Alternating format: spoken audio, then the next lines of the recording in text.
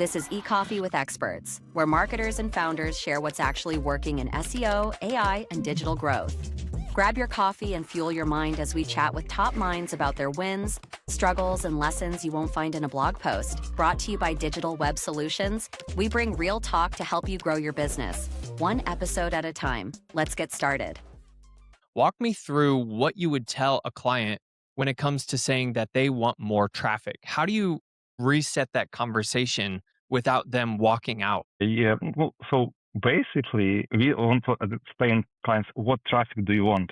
Do you want like just amount of traffic, or you need like traffic that converts you to some business impact, some leads or like conversion if you're talking about e-commerce? Yeah, but like we try to explain that right now is goal to get better traffic rather than this like amount of traffic that you can have. Yeah, the type of traffic matters. When it comes to measurement, we can measure traffic from different sources. How do you measure quality traffic versus just traffic in general? So if your website is structured right, so you can like URL structure, for example, blog content, or even blog content can be like high converted traffic. But we split traffic topics by marketing funnel. Top level content, middle level, both like bottom level content. And depends on the like this topic can like bring you some clients, some leads or not. If you're talking about, for example, good case for legal industry, what should I do after car accident? After like reading this article, do this potential client like contact your law firm? Definitely. But what is SEO, for example, ChatGPT can answer right now immediately. And of course, you don't need to cover this topic at all right now. So you're measuring the traffic. Can you track that? Like, a user lands on the page and then they click on the contact us. You can see that on an individual basis, but can you, I guess, how do you measure, how much traffic landed on a page and which of those people clicked the contact us button? Like you can take that data and then reverse engineer, I would imagine, to then do, better content that attracts more of those people. What does that sort of process look like for you? We have like, I'd say third-party tools, but anyway, you can do it. Looker Studio, for example, a lot of templates that when you can combine, for example, Google Analytics report plus Google Search Console report, and you can split it like by your type pages, for example, home page, service page, product page if you have it, and like see the funnel of the what keywords they're like searching for, like what type of keywords they're searching for, what landing page, and then it converts or not. Also, like I really like to do it for myself or SeoProfy because I'm mostly working on SeoProfy website and do SEO for this website, and I like to track source traffic from what, so not only organic, like direct referral. Right now, it's really important to not track only like organic because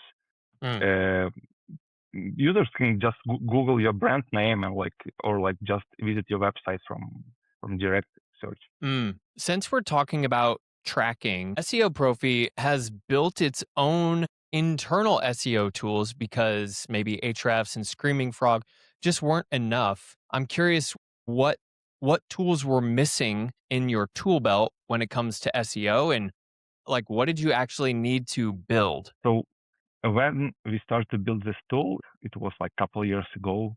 Everything like Victor Karpenko, our SEO, comes to me and like, let's do this dashboard. And I collect data for 5 hours. And let's say, okay, we do just one simple dashboard, but for 5 hours. And we decided to speed up this process, take some API, take some data from different sources and gather in one dashboard. But like what helps this tool for us, it's mostly that different tools. We also use Ahrefs and SEMrush and so on. But for us, we decided, okay, this metric is important for us, and we want to see this immediately in our dashboard, not to click 3 times, 4 times more, and so on. And we are like adding this to the dashboard and control. I think we want to build, it's not finished yet, I hope, but we want to build, all-in-one platform for SEOs and like our framework. So from the beginning of the project to the end.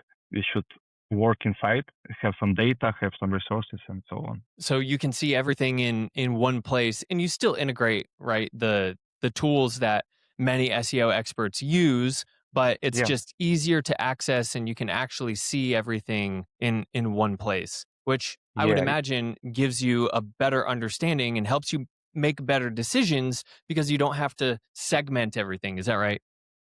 Right. Yeah.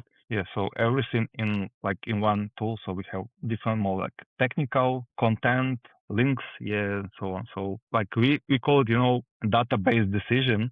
Yeah, so we don't do like some SEO strategy based on our best practices or experience. We see the data.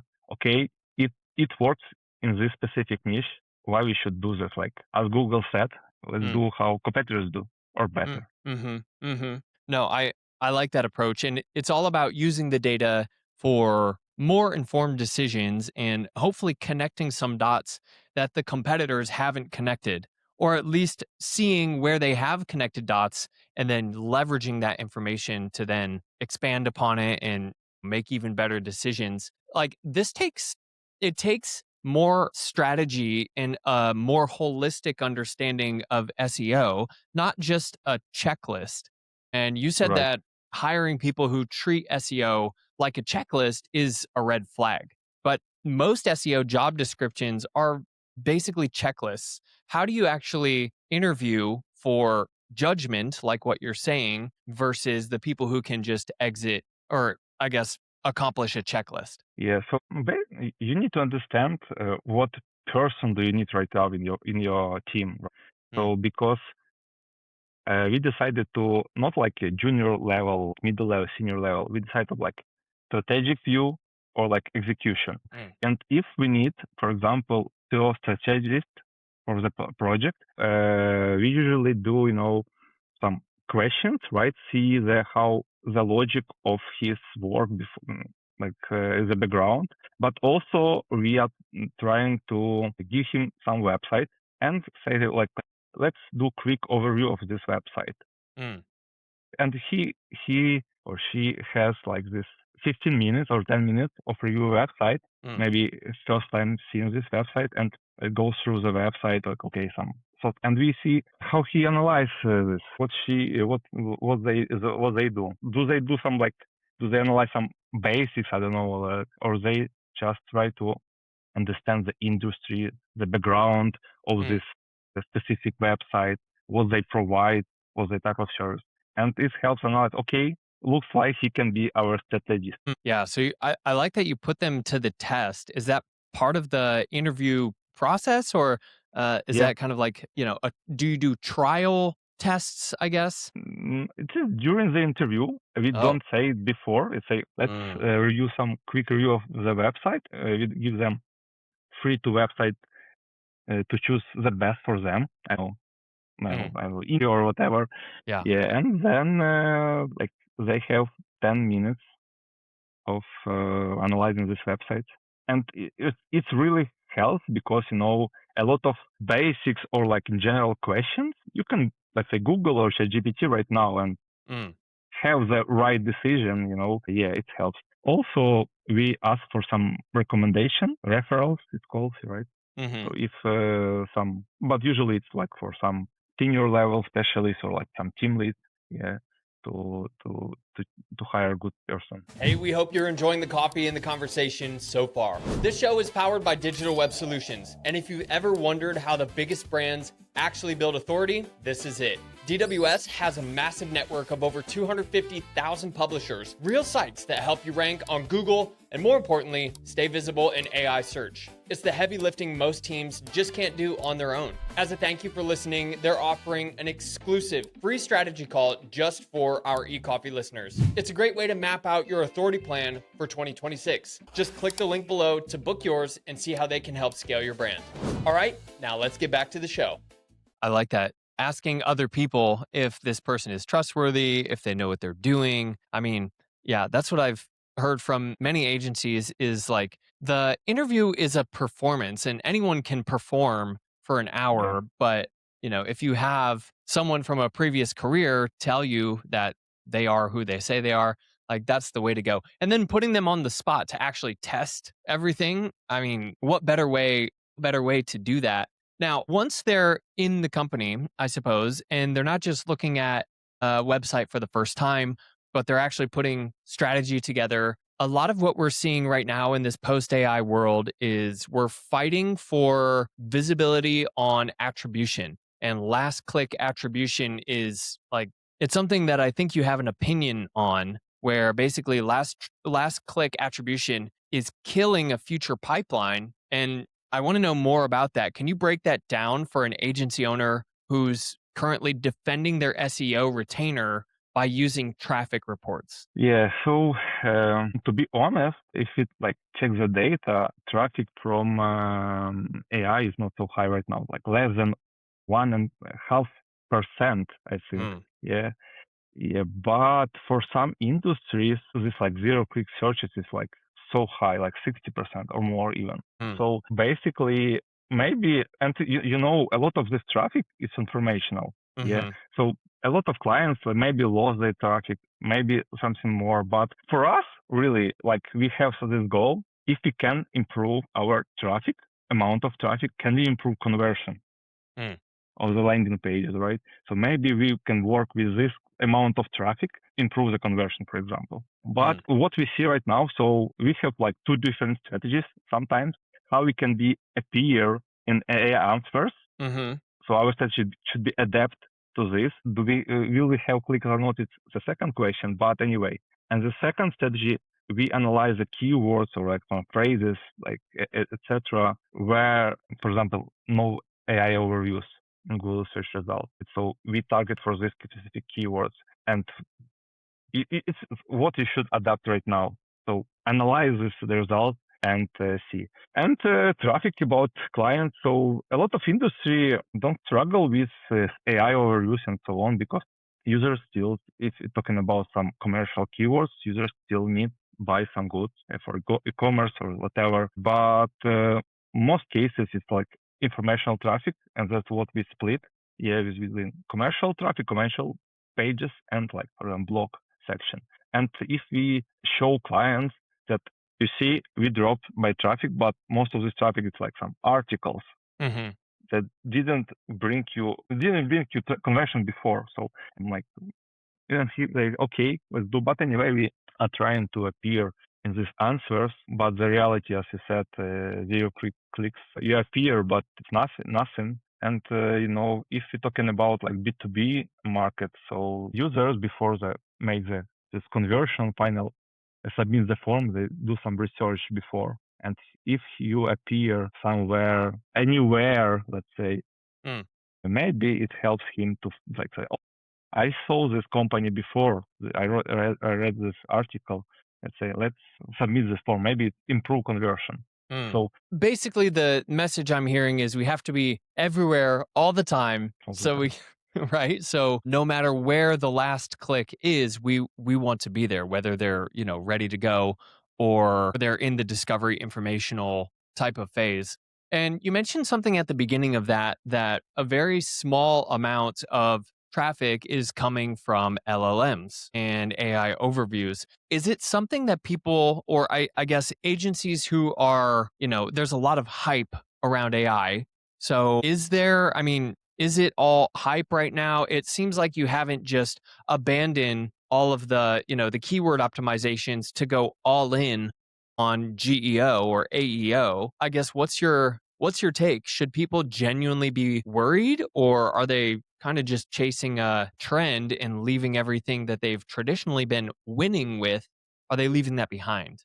Agencies adapt to what clients want to hear. Yeah. And for example, a lot of clients, let's say, they Google who is the best, SEO agency, and they see themselves, and they are happy.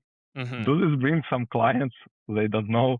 Usually they don't know, but they are happy that their website is the best. Yeah, right. Yeah, and before I think it's a hype. Yeah, so I saw a lot of like checklist and so on, how to optimize, how to rank in ChatGPT and so on. But then we start testing for our own project and see this, like we found some patterns. okay, if we optimize article in that way, write the direct answer immediately.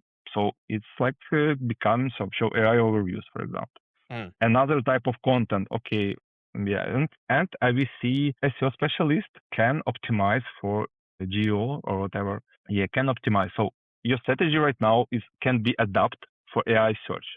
But you can't ignore SEO for sure, because I think it's a basic, the fundamental. What my thought, it's about, we also analyze our data and see the conversion from ChatGPT. So usually ChatGPT brings the most traffic, for example. The higher rather than, for example, organic source. Not about quantity, yeah, because we can have more leads from organic, but about the conversion rate is much higher, right? I also wrote post about it. And I think, and also when you ask us about this best agency, you give some, like ChatGPT give you some list, and they don't give you direct link to the website. And sometimes people just copy this website and go to the Google, or like if it's a .com, they use just .com. And that's why I said it's better to see different traffic source right now, because looks like your organic traffic drops like or flat, but you see like more and more direct searches, direct traffic. It's like also or referral, whatever. Yeah, so it's better to combine and see the data. Maybe it's affect somehow on your conversion in general. That's what we're seeing too, is LLM traffic converts higher, probably because there's been more back and forth, there's been more exploration, and there's various ways that brands can show up in LLMs, right? You can have a direct link, you can have a paraphrase, a direct quote, or a citation which doesn't have a link. That's kind of like a brand mention, like you said, and people would copy that and just paste it into the search bar, and that could bring branded traffic on Google up. But if there's no, like, since we're not tying those two, there may be in, different browser sessions, there's no way we can really tie that together. So back to what you were saying about building the overall dashboard, maybe you can see some of those patterns, some of those trends that might be, I guess, invisible or maybe just inferred to other agencies. So I think that's is there any, you mentioned you wrote a post on that. I'm curious what the post was about. It's was about, like, I did I prepared the presentation about SEO strategy, what worked for us, like breakdown between content, links, and also, like, before to do that, I decided to analyze, okay, what amount of traffic do we have? Should I do this presentation about AI strategy? Maybe, but a lot of projects, the more traffic, more organic traffic you have, less percentage of AI search traffic you have. It's definitely how it works, but yeah, and also analyze some, as I said, conversion rates, right? If we're talking about some long, maybe not so long, but let's say that when users do some research before they make decision, definitely LLMs helps them to do that. Yeah, so I do the same, right? I need some service. Ask me, give me some pros and cons, and so on. So users do the same. Yeah. I think it's a good point, that how you, as someone who works at an agency, a marketing leader, or a founder, or a CEO, how you do your research is not different than how your clients do your research. So kind of like just sit in your own seat, understand how you search for products and services, and then you can gain a lot of first party data from yourself. I think proprietary knowledge from yourself. So when we're talking about like how you engage with a client, SeoProfy says that they'll turn down a project if you can't see a clear path to results. How does that actually happen? Like, what does that conversation actually look like? Usually it's like should be happen on discovery call with sales guy, but we do some internal research before and show the pros and cons for clients. Yes, and see that if clients wants to, I don't know, for example, like e-commerce, I don't know, home appliances, with compete Amazon or whatever, or like iGaming industry. And we have like just 2K budget for month. And using our internal tools, the search analytics, we see the dynamics of the competitors.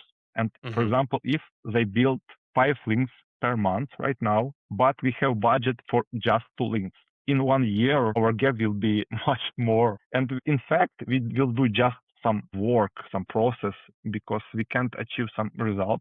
Maybe for some really, really low competitive keywords, but usually clients want to, oh, no, I want this keywords. For example, give you a list of high KD keywords. But we say that for this industry, for this keyword, this is your budget.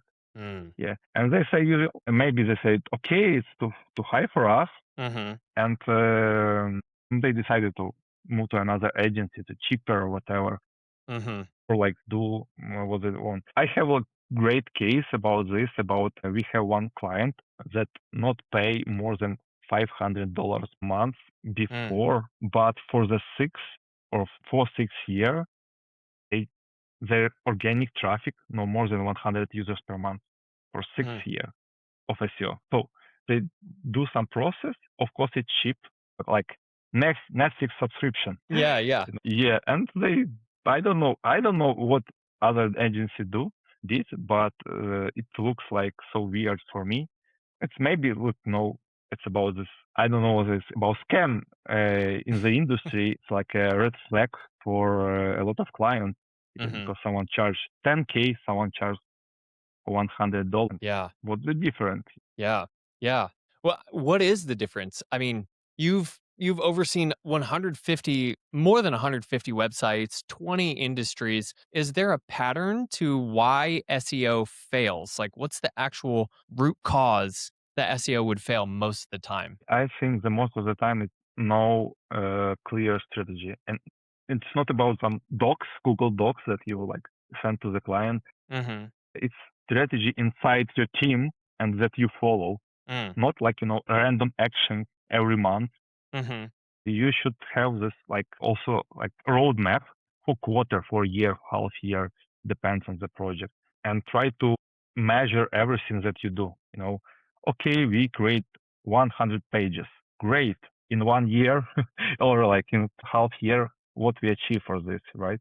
So do we have some conversion? What topics we choose, for example? Because clients don't need traffic. They need money, right? Some revenue from this traffic. So from your organic search. So they have like marketing specialists that, okay, we want to invest in SEO and Google Ads and so on. And they want to get some ROI from this traffic source. And if you give him just traffic, maybe doesn't work for them. Right. So my point is to analyze everything, measure, and like review what you did before. And like not every 6 months, maybe how we do it every 3 months. Maybe it's enough for you. Like the strategy and measurement, because otherwise, how are you going to know if your strategy is working? But it seems that historically, the message has been SEO takes a long time to implement. It takes a long time to see results.